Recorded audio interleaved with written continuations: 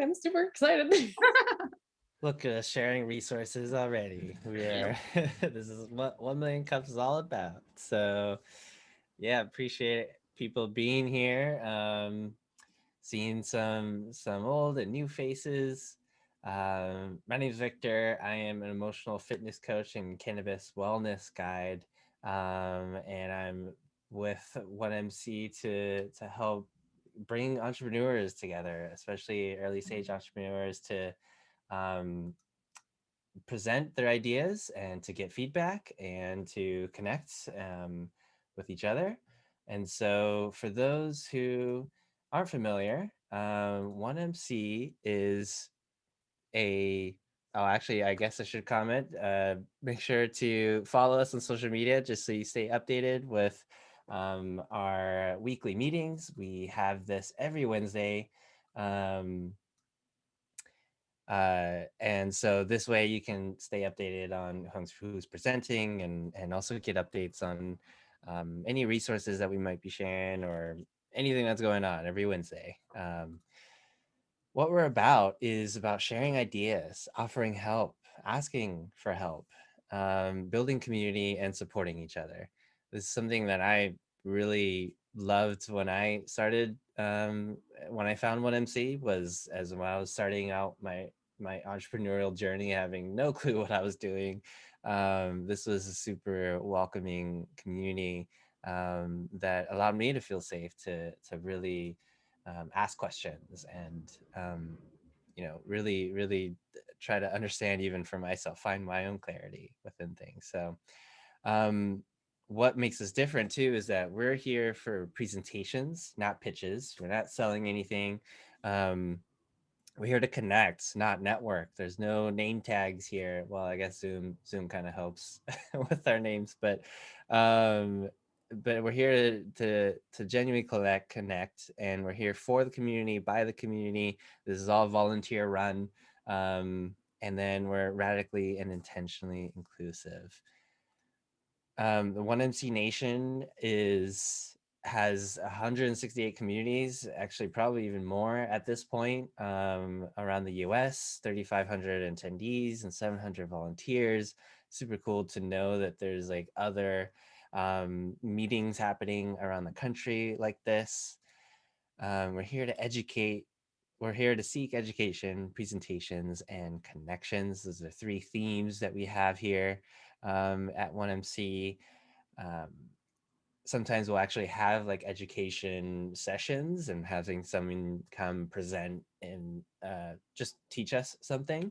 Other times, most of the times, we'll have presentations, which is what we'll be having today. And then later on in today too, we'll have breakout rooms so that we can continue connecting. Um, Thank you to our sponsors, Seattle Strong, who sponsors our coffee when we're in person.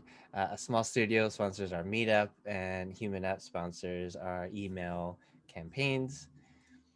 Our volunteers here, everyone on this uh, screen and is in the call actually. So we're actually also looking for more volunteers. So if you happen to know anyone who wants to practice their business skills or help out with this community, sort of get to know the behind the scenes of how these are put on every week, we'd love to hear from you. So what can you expect today is a 6-minute presentation, 20 minutes of Q&A, and then more connecting via breakout rooms at the end. And just some tips to be a supportive listener. Maintain your energy and focus by limiting your distractions. Um, Listen for what stands out in their presentation. What do you want to learn more about? And then where could you share your own expertise as you are hearing their presentation?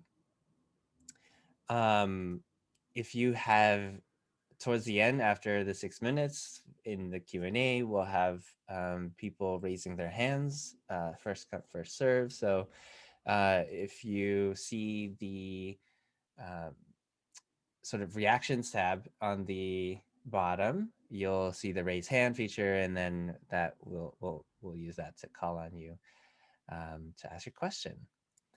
Um, Also, with that, quickly is just keeping your question short and the response short, so we can make sure everybody gets their chance to ask their questions.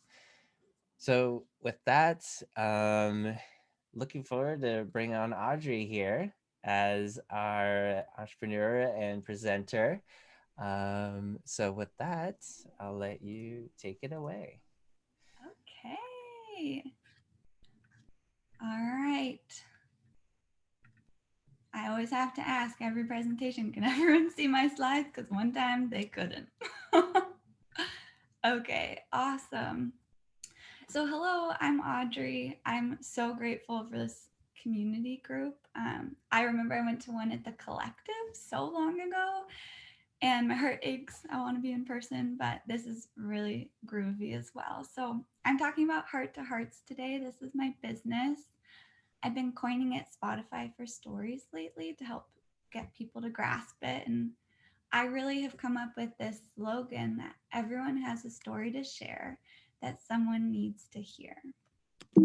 So, oops. I like to start with my story of Heart to Hearts and how it was born. So, in 2018, I was sick of talking about the weather and small talk. So, I made a box of meaningful conversation cards that had big questions like, what was the worst day of your life? Who's your inspiration? What brings you joy? And I crowdfunded, I got 500 boxes. I was shipping them out. I was having so much fun. And then I sent an email and I said, hey, how are the conversations going? And everyone was like, oh, they just sit on my coffee table. And it just ripped my heart out. So I decided, okay, I'm going to make this come to life. And so I started hosting events with strangers at coffee shops and breweries. You can see this little photo here. I would spread out the cards, I'd get people in small groups, and I'd say, all right, we're having 2 hours of meaningful conversations. I hosted 100 of these events. It was profitable. It was so fun. Dun, dun, dun, dun. And then COVID happened. Which is always a business plot twist now. And so I decided to transfer this into more of like a nationwide business and to record people's stories one on one. So I have today selected Marcia's story to highlight. I'm just going to play a very short 20 seconds. And I lost my mother to suicide in 2008. I remember the day so vividly. My brothers and I just got home from school. There's 4 of us. I'm the oldest. I have 3 younger brothers. One of my brothers went in the backyard and found her in the shed. She had just hung herself earlier that day. February 21st, 2008 has been one of the longest and hardest days of my life. So deep breath. I know at 9 in the morning, that's a really heavy subject. And I actually go to this next slide that a lot of the stories I've collected, they range. So that was a really high stigmatized subject. And I share that because you all can see the depth of these storytellers. But there's a whole range of experiences, and I'm sure you all can look at this list and find yourself on this map. Because 1 in 2 people feel alone at any given time. There was a massive meta research done. You know, whether you're falling in love, you're being bullied, you're identifying with a new sexual identity, the human experience is ripe for feeling alone at any point. And when you feel alone, you can stay silent, you can turn towards the internet, you can talk to a friend or a family member, or you can go to therapy. And this is where I say at this point, I'm a therapist. I'm graduating this December. I'm a marriage and family therapist. And this list, as you all can relate to, is really different in the rates of success. So I saw this gap, and I'll show this slide of I built a website where I host all of these stories. And the goal is that people will be able to search for any lived experience and they'll be able to find someone and get that instant feeling like, oh my gosh, I'm not alone. Someone else has been through this. So you click the face of the storyteller, there's a transcription, and then it's also a little bit of the audio. So the goal with this moving forward is to get this into a more user-friendly app. This is a long shot, and we're making wireframes right now, but it would be a high searchability where you could put in anything from, I'm at a new school, I'm being bullied, my dog died, I'm experiencing discrimination as an Asian American, which we know is a really big topic in the news. And you would instantly be flooded with stories so oh, I'm not alone right now. And you can tell kind of after this, it's not a back and forth. A lot of things are coming out like Clubhouse, where it's chatting, you're listening, it's talking conversations. And this is strictly listening. I hosted an event, the same event for a year, 100 times, and I watched people flop again and again with holding space for people. And as I've learned to become a therapist, I know that we all really can up our empathy levels. And it's shown in research that we're at an empathy deficit. So this really is a goal of Heart to Hearts, just boost up this empathy for people. So I like to kind of say that we collect stories. The storyteller collects a question, they pick a date and time, they Zoom with a story collector, story gets minimally edited, and then it goes live onto the website. And we've had lots of traction. We've had almost 4,000 listens with just me collecting stories from people. And this summer, I'm getting 2 new interns who are hopefully going to help us get to the 10K mark for our story listens. I looked at the time, so I'm kind of going fast. But on the left side, you can see there's lots of apps out there that are all about conversations. And we're really falling more into this podcast realm. But there's a huge gap in podcasts, and I would love to hear from people who are podcast listeners what your thoughts are. Heart to Hearts, the episodes have no host. I'm just the background gal. There's really minimal editing. It's just the raw humanness. There's 10-minute stories. It's capped at 10 minutes. There are no ads. It's just kind of your average person, which kind of leads me into my ending that I like to prompt people with. Heart to Hearts, again, believes every person has a story to share that someone needs to hear. And so I like to ask people, what's your story? What would be topics you're wanting to hear stories about? And that's my presentation. Yes. Amazing. Thank you, Audrey. It's amazing. I definitely remember reading about you because you hosted those conversations in Seattle area, right? And yeah, I think somewhere in Ballard. Yeah, so that's amazing. It's super cool, full circle here. I very much resonate with breaking down that stigma, especially on the mental emotional health side of things. So this is really cool. And so reminder, if you have questions or comments, feedback, go and in the reactions tab to raise your hand. I am going to ask a question first though in the,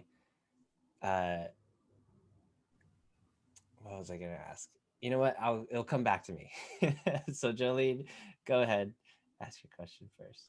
Awesome presentation. And I love that you're doing this because I 100% agree. I do think, the connection between people of similar kind of experience is super important.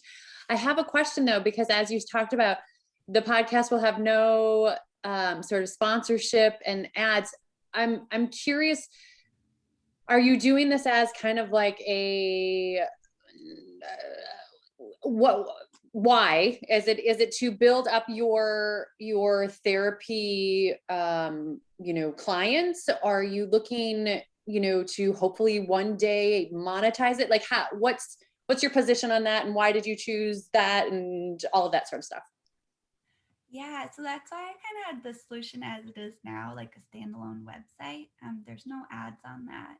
But the hope is when I move it into an app format as a wireframe and hopefully find a tech person to join the team, that it would become like Spotify. So you could listen for free, but you would just be hit with ads between every couple stories. And then, and then you could pay premium, would kind of be the monetizing of this. Yeah. And thanks for the compliment, Jolie. Yeah, Yeah, no, it's great. I love it. Very cool. Yeah, I mean, I was going to comment that audio is a very powerful medium and format. So this is super cool. I know that there's also our previous organizer with 1MC, John Johnson, also created something like a website for Black stories as well. I know that there's a lot of, yeah, so there's definitely a need for hearing these stories. And I'd be curious, a question then is like, if when you're starting out, do you feel like you have a target or a niche or something to kind of, to focus on as well, so people kind of know what to expect when they do join or listen in? Our niche right now by accident is highly taboo. Um, I think when I showed you all that spectrum, what I'm getting right now is like, it's pretty gut wrenching stories Mm-hmm. of sexual abuse and people losing limbs, people being survivors of war. And I think because the sentiment of Heart to Heart is so like, you're accepted, come as you are, your story matters, I think it's really hitting highly marginalized people. And I think for now, I'm just kind of rolling with it. There's definitely been some like lower stigmatized storytelling, but I'd say the ones that are getting the most listens and the ones that people are really gobbling up are really stigmatized subjects because there's not really another platform out there. Yeah. Yeah, and again, we'll comment that I like the searching part of it. People can just put in what they feel like they are resonating with, and just listen rather than needing to say something about it. Yeah, I always have more questions, but Katie, I think was next. I know, so many questions. Well, I first of all, like, I love what you're doing. I think it is so so heartfelt, and like it was so easy while you were talking to connect with you and connect with your story and connect with the importance of this. And I'm curious, the listening aspect I think is beautiful and wonderful, but it is one way. And so I'm curious if you have thoughts around having a community or like ways that people could somehow communicate. I don't know what form that should take, in terms of like the purpose here, but I'm just wondering if that would be an interesting thing for kind of collective healing, not just listening to someone's story, but also people whose stories have been shared, them being able to hear other folks say back to you, wow, like that was really impactful for me, right? I'm just thinking there could be a lot of healing in the community part. I love that you bring that up because I didn't build that in as you kind of had seen. And I'm getting emails from people that are like, wow, that story really, can you tell that storyteller? There was one man who shared a story where his daughter was on a run and unfortunately slipped and fell in a river and ended up dying. And someone emailed me saying, I would love to send this man a care package. And I was like, it just made my heart grow 5,000 times. And so I emailed the guy and said, hey, can you? So I love that idea. And I still don't know how to stay to the mission of listening while also giving room for people to still connect. Because you're so right. There is a really important aspect of, hey, I heard your story. And I think people want it to be like likes or hearts or reactions, but I really don't want it people to feel like, oh, my story's the most listened to. I just want it to be like, no one knows, it's private. So maybe it is kind of like the one-to-one behind scenes connecting positive feedback to people. I love that. Thanks, Katie. Tessa.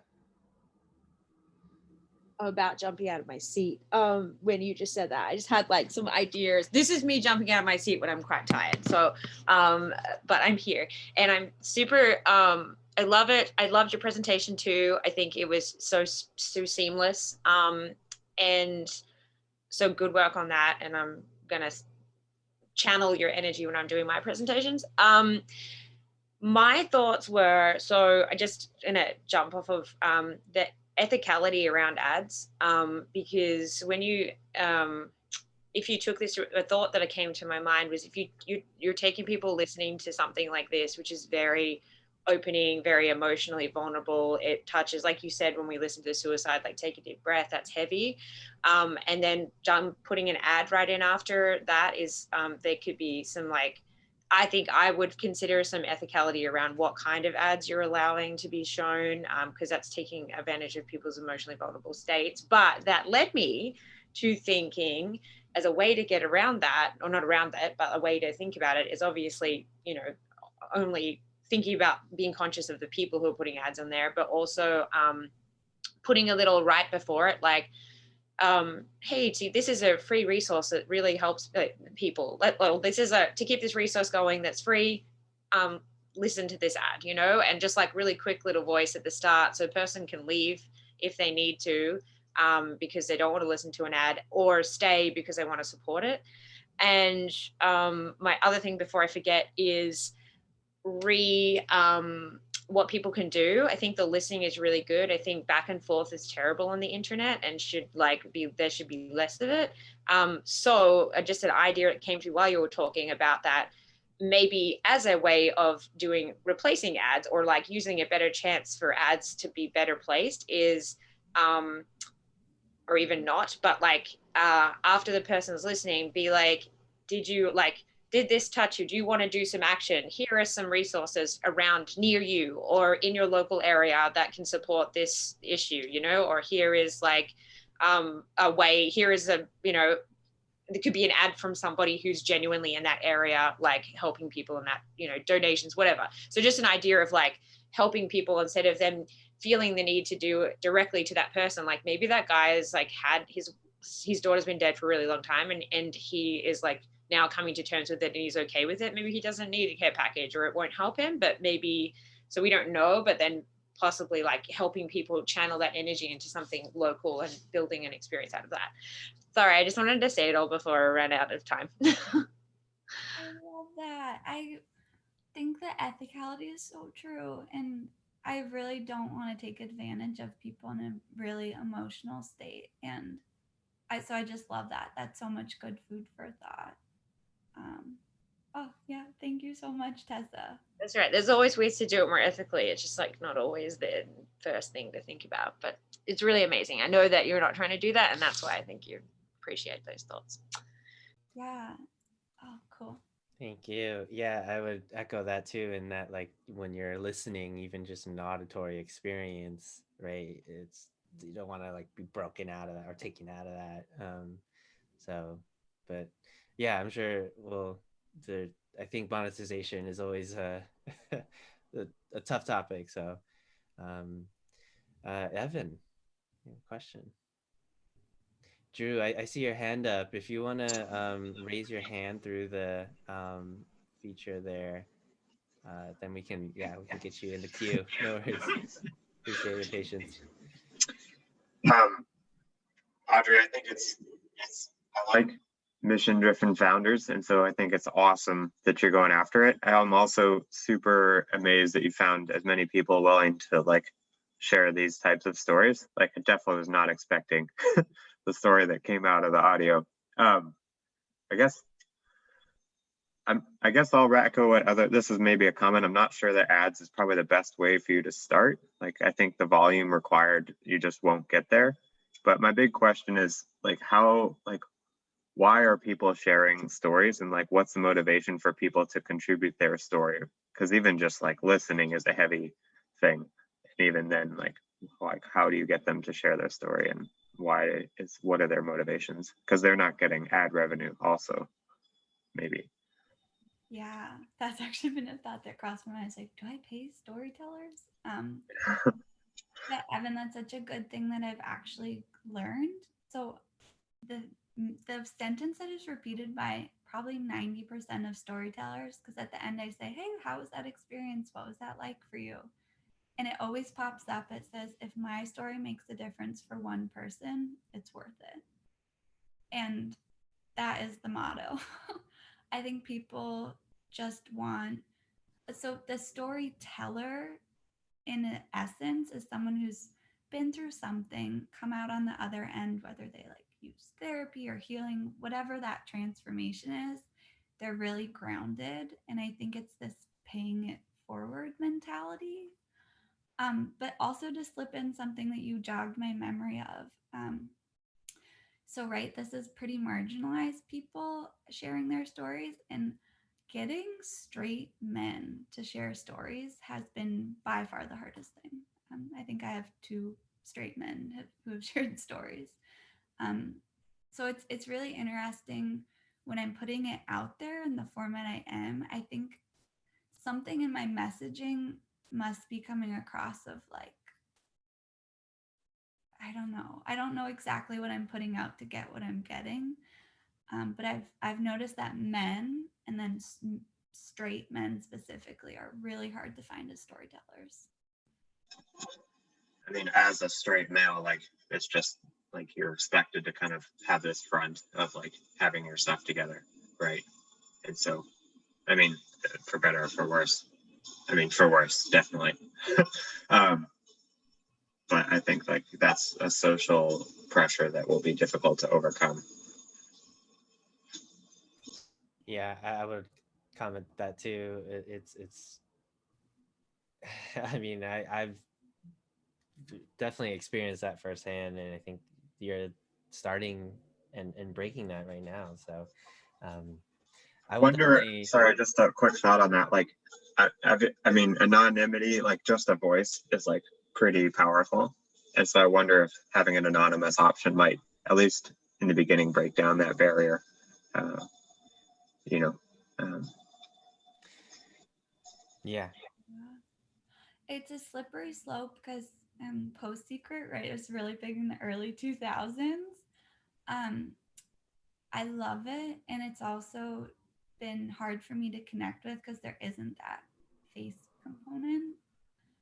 But I'm not closed off to it because I think if there is the recording in a one-to-one, it's obviously going to be a real person sharing. So, but it is like that connection of seeing someone's face in the research that shows to be the most highly connecting experience. So I go back and forth. The anonymous is not off the table, but I'm like, oh, is that fitting with what the Mm-hmm. mission of Heart to Hearts is? And it's a good question.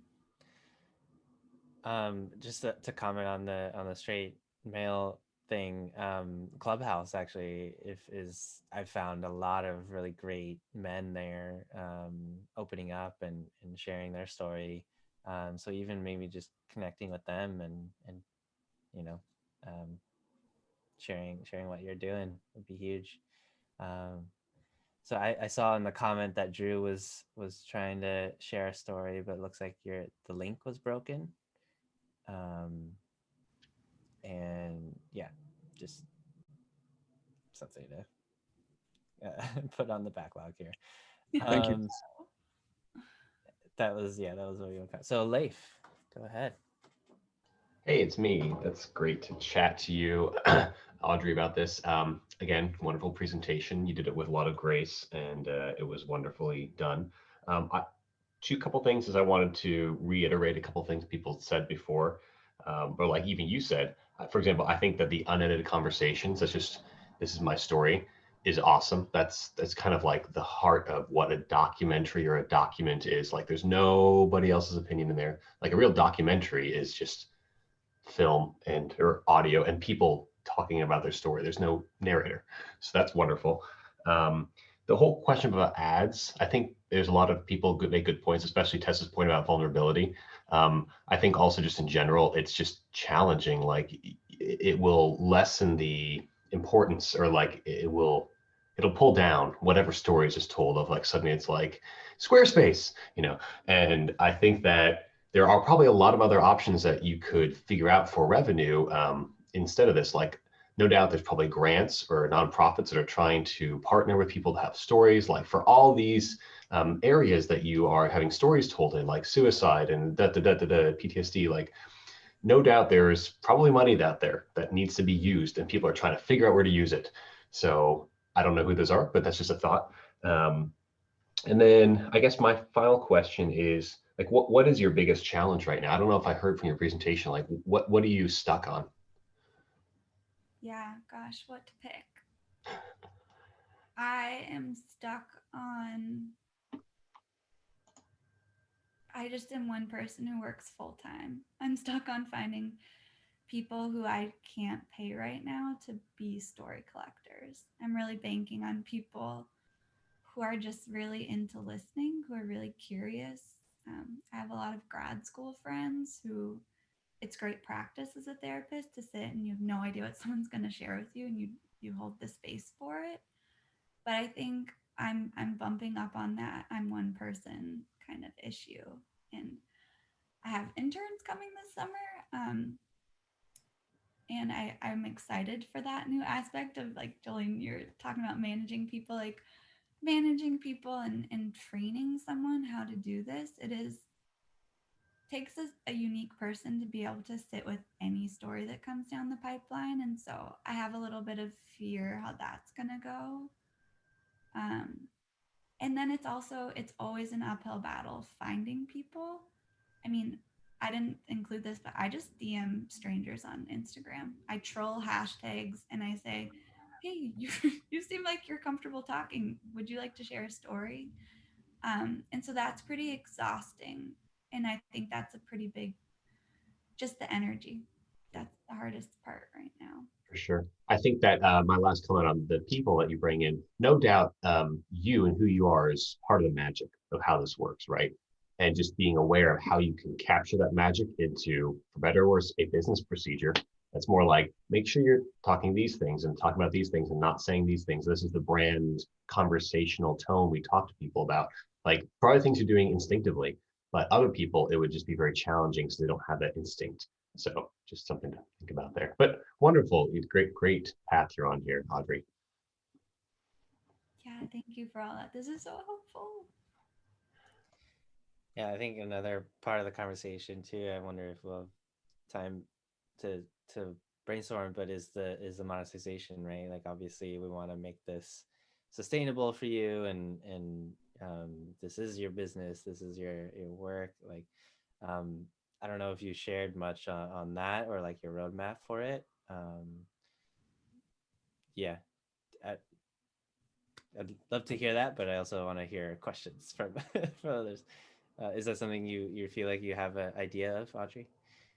Yeah, so right, I'm merging. I'm an entrepreneur and I'm also becoming a licensed therapist. So I graduate in December, and my goal is to roll right into private practice. I'm actually trained as a sex therapist, so again, it's like I just love taboo stuff.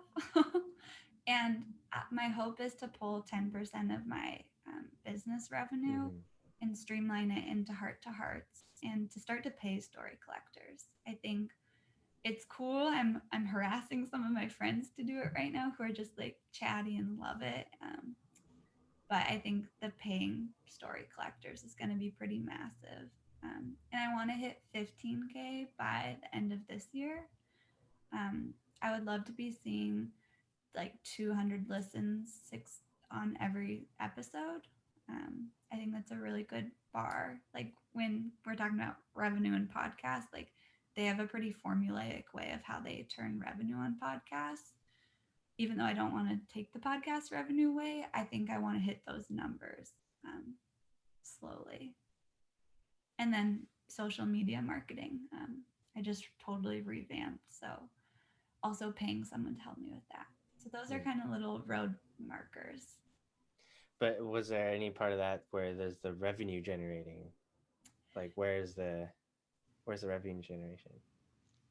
Yeah, I guess I'm stuck on, like, on the website format. I don't quite Yeah. know how to turn revenue because it's not like a Spotify where it's the user experience is like you searched and then there's a story and then there's next. Um, yeah, so I think for a while it's gonna be a little bit of a cash out situation until I can Mm-hmm. get somewhat of a prototyped app. But Great. Well, I'm glad to hear that you're testing and exploring and still going with it, and that you have other ways to sustain it. So, Katie, question. So I felt like I had to raise my hand again to let you know that I'm going to connect you with two people. One is my friend Sarah, who is a theater artist as well, who is getting in the process of training to be a therapist. But she does, I don't know what kind, she does basically like interview-based theater, where she takes, like she does raw interviews with people and then takes their verbatim language and turns it into a theatrical piece that is performed by actors and things. And so I think that, I mean, she's got this listening thing down. And so I think that she might be a good resource for you, both in like talking about those qualities, but also maybe she could be a story collector for you, you know, sometime. And then I also think I'm bummed that Jay from the Seattle Public Library is not here today, but he has so much information about grants and like a variety of things. And I personally think that grants might be your avenue towards revenue. Tessa put in the chat though that like grants can be a very like costly process to get, but I think that the library and their resources there can help you shortcut some of that, would be my guess. So that's all. yay, thank you so much for those connections. I love also, I was reading in the chat, grants, I think this does have like a little bit of that like very mission focus. And I think grants really like that. And so I'm loving this, like, okay, screw the typical ad revenue and like go more. So lovely. This is so helpful. Yeah, we'll save the chat too, so you can have. Oh, there's a lot of great comments and suggestions and resources. So, Tessa. I forgot almost. No, did I? I was just putting Jay's information in the chat for you if you want to connect with him. And I was thinking, just like revenue ideas about like, again, like there are big like therapeutic people, like big online companies now that do, you know, Better Health and all those online counseling ones that are getting lots of like influencers and stuff. So they obviously have money to spend. And then there's like higher level kind of therapeutic companies that make a shit ton of money because they're expensive and stuff like that. And so maybe that's an avenue for getting revenue from them. Like maybe like instead of it being an ad, it could be like a testimonial from somebody who in the same format as the short story, and an actual testimonial of someone who's used their services as a way to get like that paid for by them for you, and it'd be a little bit more in line. And re-finding people to do your, I don't know, I feel like a little snippet of you just saying, hi, I'm collecting stories, and like video, and just get that little video out like in like the Instagram world. I know that's harder than it seems, but I feel like you're the person, and the fact that Victor knew you, and you've obviously got enough oomph like out there. You've done so many events last year that really made an impact. You had somewhere, I'm sure you have an email list from people attending those events, and like you could start doing them again online as a way to get news stories if that's something. And it's easier possibly with this video format because it becomes like recorded. They don't get, you know, the voice and the sound is already happening. It could be an editing away of the audio. I don't know, as a way to like mass, like get more, because if people are already loving it, like people love to share their stories, you know, that you've seen it. I find it funny. I find it interesting that people still find that amazing, that people love to share their pain because it can help others. It helps them. And so like, if you were already getting so many people to these other events and they really were like loving it, you could just like relaunch post-COVID with this more like, do these online. Everyone's used to doing online events now. They know what they're about. And fuck, would everyone love to get on an online event and actually talk about some real shit for a while instead of just like, you know, meetings or whatever.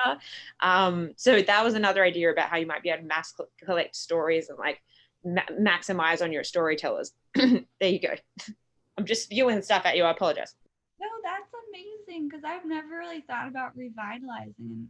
I mean, there's my revenue. I was making 30K like pretty easily, because I was charging for the events, and Yeah. they were a hot commodity. I mean, so that would be so easy. And if you did that, you would get, if you got more revenue from that, that would help you get your revenue going to put back into it. And then also to be able to pay storytellers to do more of those events and keep it going. And then, yeah, so like that could be a way to do that. Have more than one event. I don't know. I'm excited. I would attend. I would pay to attend. Love that. And with the mass story collection too, you're saving a lot of time with that. You have everyone gathered. It's easy easy to collect there. We'll keep our questions and responses a little bit short so we can get to the connecting, but Zaki, go ahead. So as everyone was talking about the grants and such, I'm just, a cautionary tale for you might be to not let anyone study the people who are sharing their stories. If you want to have a way to maybe get grants and use this as research, it would be how maybe students of psychology, as they learn and listen to these stories, how do they get better? So the research would be on the students who are studying the stories. But I would really stay away from, that's the idea of doing research on the stories, because that means people are going to be less likely to give a real story there. So I'm fearful of the goals to make it for those people giving the story to tell their story, and not to make money off of them, right? So that's a fine line. So if you're going to partner for a grant, make sure that you're sure that you're comfortable with how that goes. So that's just my comment. I'm such a fan of the cautionary tale. That's really a great point. Yeah, I would hate to mess up that relationship and trust with storytellers. Yeah. Last but not least, Sheila. Hi, thanks for sharing your story. I wanted to give you an idea for earned income, and it is I just am working with conscious marketing, ideas of conscious marketing, and one of the ideas is origin story. And I've been in a group where everyone's coming up with their origin story, and I can tell you it is not easy, because it's like, where does this story actually begin? Where does it end? How many stories are in this story anyway? And you end up having like a lot of stories when you're trying to make sense of your life. And it's also like when you have a trauma in your story, how do you make it a story that's not like about the trauma, but it's not leaving out the trauma? So it could be very interesting to have a component where people sign up for a mini course on how to tell your story, and they might be sharing stories that you use, but it's very empowering to have training and a process for telling your own stories. And I think a lot of people consume stories instead of creating their story because it's so much easier just to consume stories. It's so true. I think you're hitting on a huge growth. Is I used to be like, share a story. I used to not even tell people to prep, and now it's so formulated. It's like, practice this many times. This is the length. Have your last sentence. And I think for the people I'm reaching out to now, they're comfortable with that. But you're so right that there's this missed market of storytellers who are like, okay, this happened. Like, I'd probably tell it in 25 minutes and it'd be all over the map. Like, and so they're just like, it's not for me. And Yeah. because the mission is so like everyone has a story, I love that idea of like helping people of how to tell it. I love that.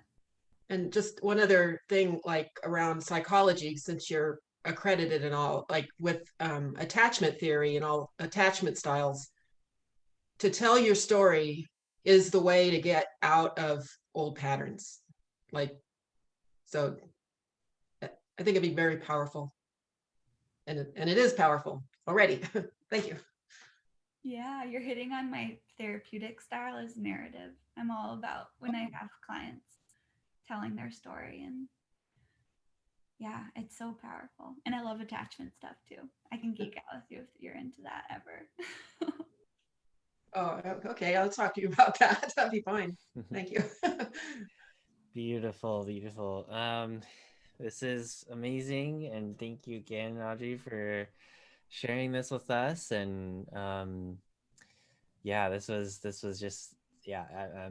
This is what I love about this community. There's just amazing people doing amazing work and projects and ventures out here. So we'll have the last few minutes here for us to connect via breakout rooms, and so randomly assigning people to 3 to 4 participants, and from there just connect, share your story, connect, and either what you're working on or what an obstacle is within your life or business, that you're willing to share, and from there you can leave whenever you need to, and move on to the rest of your day. So um, yeah, any other questions or last comments while I set up this breakout room for people? What's your email, the website? Can you pop the website and your email address, Audrey, in the chat for people to contact you if they need to or want to, and then also to jump on there and find out how they can tell their stories or become a story collector, because that also sounds like a good time, in my opinion. Not for everyone, I guess, but it's for one. Thank you. Yeah, and thank you everyone so much. You're all just, this is such a thoughtful, smart, innovative community. So you all are amazing. I realized I also did forget to ask what the 1MC community can do for you. That's a question we asked for everybody. So is there any one last thing that that the community can do for you? The one MC community could all find one story to connect me with, whether it's you, your grandparents, your neighbor. There's a page, there's a way on the website to nominate someone. So you just put in their information, and then I'll be responsible for like the reach out. Or you can sign up. It sounds like, I'm sorry, Drew, it sounds like the website was down. So I'll check into that. But yeah, that would be my one ask. I think it was HartToHarts.com, and before it had HartToHarts.org. So I think that was probably where the disconnect happened with the email address. So don't worry, I just got on there and it's live right now, Audrey. Yeah, I know that's a scary thought.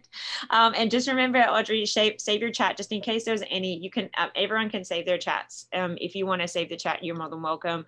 It will only save your information in direct messages. So if you have any direct messages to you, you might want to save it yourself. Just admin out. Yeah, definitely do. There's a lot of great comments in there that, and then we have this recording we'll send you as well. So, all right, enjoy the breakout rooms, and we'll see you next week.